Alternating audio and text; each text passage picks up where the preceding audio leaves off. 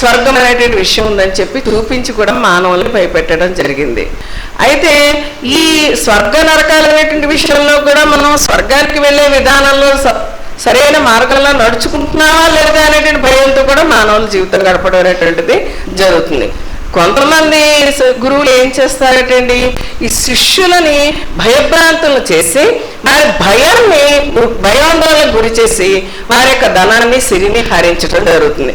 మనకి తెలుసు, మనం జాతకాలు చూపించుకుంటాం కొంతమందికి, లేకపోతే ఇంకొకరి దగ్గరికి ప్రశ్నలు వేయించి సమాధానాలు తెలుసా అనుకుంటే అక్కడ వాళ్ళు ఏం చెప్తారు, శుక్రుడు ఏదో ఒక్క రూపంలో ఉన్నాడు, లేకపోతే రాశులు సరిగ్గా లేవు, శని మహారదశ ఇది అయింది, మీరు శాంతి చేయించుకోండి, లేకపోతే అక్కడికి వెళ్ళండి ఇక్కడికి వెళ్ళండి అని మనం చెప్తుంటారు. అప్పుడు మనం ఏం చేస్తాం, భయంతో అలలాడిపోతాం. అలలాడిపోయి ఏం చేస్తాం, ఎవరు ఏం చెప్తే వాళ్ళ వెనకాల పరిగెత్తి వెళ్ళటం జరుగుతుంది. అయితే ఈ భయాన్ని నిర్జించడం ఎట్లాగా, ప్రతి లిప్త మానవుని జీవితం, ప్రతి జీవి యొక్క జీవితం లిప్త కూడా భయంతోనే ఉందటండి.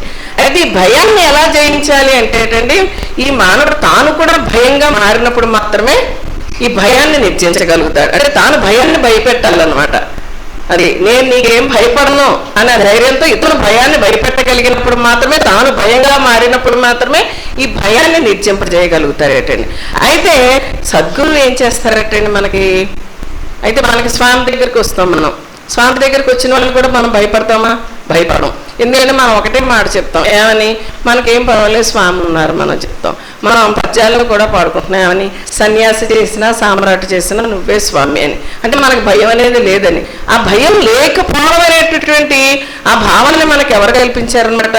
స్వామి కల్పించారు. నిజమైన సద్గురు ఏం చేస్తారటండి, తాను భయ సంక్షిప్తుడై తన శిష్యునికి పాఠాలు నేర్పే విషయంలో అతని భయం విహలునిగా చేసి అతను ఏ రకంగా తీర్చిదిద్దుతారటండి, తన శిష్యుని తన గురువుగా ఎదుట నిలబడి నేను నీ అంతటి వాడి స్వామి అని ధైర్యంగా ఏ శిష్యుడైతే నిలబడగలుగుతాడో అతను భయాన్ని జయించిన వాడు. కానీ మనం అందరూ అయ్యగారి దగ్గర భయపడతాం. ఎందుకు భయపడతాం? మనం ఎక్కడో అక్కడ ఏదో తప్పు చేస్తుంటాం, అయ్యగారు చెప్పిన మార్గంలో మనం ప్రయాణించట్లేదు. అందుకని ఏం చేస్తాం, అయ్యగారి దగ్గరికి వస్తే తలంచుకుని గౌరవ దండం పెట్టేస్తుంటాం, లేదా మనసులో క్షమించమని కోరుకుంటాం. అంటే ఏంటి, అయ్యగారి మార్గంలో మనం ఇంకా ప్రయాణం చేయటం లేదనమాట. ఏ శిష్యుడైతే సద్గురు యొక్క కృపతోటి భయాన్ని నిర్జించి నేను గురువంతటి వాడినే ధైర్యంతో స్వామి ఎదురుగా నిలబడి స్వామి యొక్క ఆశీర్వాదాన్ని పొందుతాడో ఆ శిష్యుడట ఎలా ఉంటాడటండి, మరణం ఆసన్నమయ్యే సమయంలో కూడా చిరునవ్వుతూ ఉంటాడటండి.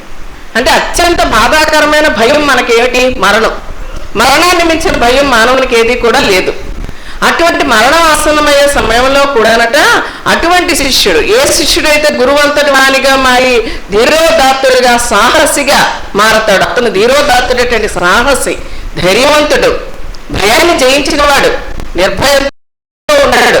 అతను ఏం చేస్తాడండి, మరణం ఆసన్నమయ్యేటప్పుడు కూడా ఏమాత్రం చెలించకుండా స్వామి అని ఆ మరణాన్ని కూడా స్వీకరిస్తాడు. అటువంటి ఎవరైతే ఆ రకమైనటువంటి స్థాయికి చేరుతారో అతనే నిజమైన సాహసి, ధీరోదాత్తుడు, అతనే భయాన్ని గెలిచిన వాడని స్వామి చెప్తున్నారు. ఏ సద్గురువు అయితే తన శిష్యుని ఆ స్థాయికి తీసుకురాగలుగుతారో, ఏ స్థాయికి, మరణాన్ని కూడా జయించి, అంటే మరణాన్ని జయించడం అని కాదు, మరణాన్ని కూడా ధైర్యంగా ఎదుర్కొనే స్థాయికి, చిరునవ్వుతో ఎదుర్కొనే స్థాయికి, అటువంటి ధీరోదాత్తుడిగా ఏ సద్గురువు అయితే తన శిష్యుని తయారు చేస్తారో ఆయనే నిజమైనటువంటి సద్గురు, ఆయనే తత్వవేత్త, ఆయనే సాయుజ్యుడు. ఆ స్థాయికి వచ్చిన శిష్యుడే నిజమైనటువంటి శిష్యుడు. అది భయం గురించి మనకి స్వామి శాతత్వంలో తెలియజేశారండి.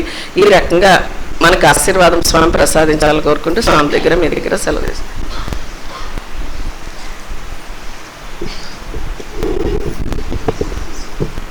అవతారి హుస్సేన్ షా సద్గురువర్యులు ఆ భయం అనేటువంటి దాన్ని శాతత్వంలో ఏ విధంగా వివరించారో, ఈ జంతుజాలాలు, క్రిమికీటకాదులు, అదేవిధంగా మానవుడు పుట్టిన దగ్గర నుంచి మరణించే వరకు కూడా బాల్యంలో ఏ రకమైనటువంటి భయం, యవ్వనంలో, అదేవిధంగా పెళ్ళైన తర్వాత, పిల్లలు పుట్టిన తర్వాత మరణించే వరకు కూడా ఏ భయాలు ఉంటాయి, ఆ భయాల నుంచి ఏ విధంగా భయపడగలం అనేటువంటిది సద్గురుమూర్తి యొక్క కృపా కటాక్ష వీక్షణాల ద్వారా మాత్రమే మనం బయటపడగలం.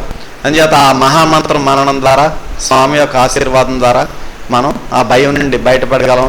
ఆ విధంగా తీర్చిదిద్దేవాడే సద్గురు అని చెప్పి చాలా చక్కగా చెప్పారు. వారికి సభ తరఫున అభినందనలు. ఇప్పుడు అనుభవాలు చెప్పే సభ్యులు, అనుభవాలు ఎవరైనా చెప్పాలంటే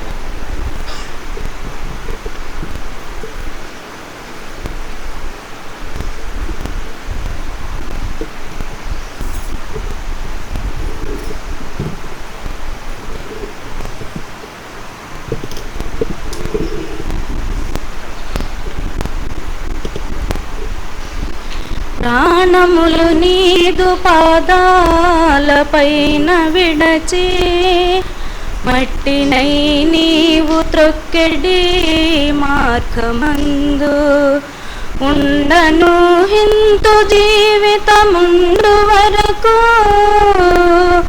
ఏడ్చుచుందును నిన్ను వీక్షించు వరకు.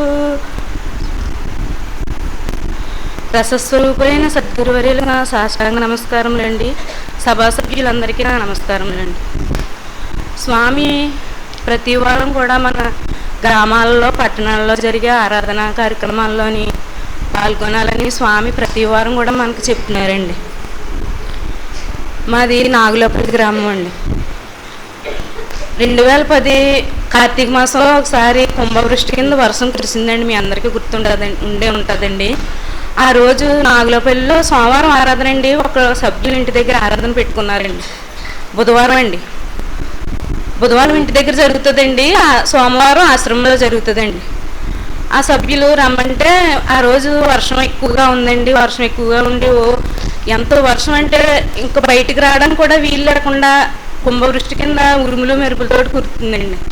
మా వీధిలో అందరం కలిసి వెళ్తామండి. సభ్యులు ఉన్నారండి ఎక్కువ. ఆ రోజు వాళ్ళకి కుదరక రాలేదండి. అలాగండి నాకు ఎవరో తోడలేరు, పాపం వాళ్ళు బాధపడతారు. ఎవరికాళ్ళే వర్షం ఊరుకుంటే మరి ఆరాధన పెట్టుకున్న వాళ్ళు బాధపడతారు కదా అంటే పిల్లలు అన్నారు మాకు భయం వేసేస్తుంది, ఉరుముతుంది కదా అంటే ఆయన అన్నారు నీకు భయం ఏముంది, స్వామి మంత్రం చదువుకుంటా గొడిగేసుకుని బయలుదేరు అన్నారండి. అంటే నేను స్వామి మంత్రం చదువుకుంటూ గొడిగేసుకుని చుక్కలిలపై రాలినను భువి వ్రక్కలైనను మానకే నేనను మొక్క తెలిసే దాక సాధన చక్కగా దా వెంపకుండిన తుది మీరే గతికిపోదురు అనేది మనసులో అనుకుంటూ నేను ఆరాధనకు బయలుదేరానండి. కానీ ఆ వీధి తెలుసు కానీ ఇల్లు ఎక్కడో తెలియదండి. ఆయన చెప్పారండి అడ్రస్, నాకు తెలియకుండానే ఇంకొక సభ్యుల ఇంటికి స్వామి తీసుకెళ్ళిపోయారండి. నేను అయోమయంలోని ఆ ఇంటికి వెళ్ళకుండా ఆ వీధికి వెళ్ళకుండా అక్కడే కొంచెం దగ్గరలోనే ఇంకో సభ్యుల ఇంటికి వెళ్ళిపోయానండి. అది ఎందుకని అంటే అండి స్వామి ఆరాధన రూపంగా మనల్ని ఎలా కాపాడుతున్నారంటే అండి మేము ఈ ఊరు పిఠాపురం వచ్చేయడానికి నిర్ణయించుకునండి. పిఠాపురాన్ని బజార్లోని ముస్లింలు ఇల్లు అడిగామండి. వాళ్ళు మేము ఎవరికి ఇవ్వండి అంటే అది చూసుకున్నామండి. మేము తట్టుకునే విధానంలో అదే కనిపించిందండి. ఆ ఏరియా ఎలాంటిది ఎలా ఉంటుంది అనేది మనకు తెలియదండి. కానీ వాళ్ళు ఉమరాలిషా గారు శిష్యులు అనగానే అయితే మేము మీకు ఇస్తామమ్మా, మేము ఇది ఖాళీ చేసి ఇంకో చోటకి కాకినాడ వెళ్ళిపోయి మీకు ఇది ఇచ్చేస్తాం, ఉమరాలిషా గారు శిష్యులు అంటున్నారు కాబట్టి ఇంట్లో దీపం వెలుగుతుంది కాబట్టి ఇస్తామని అన్నారండి వాళ్ళు. అలాగేనండి అని వచ్చేసామండి. మా ఇల్లు ఇంకొకరికి ఇస్తే అది మాకు కలిసి వచ్చేలాగా ఇలా తట్టుకుంటామని ఆలోచించుకున్నామండి.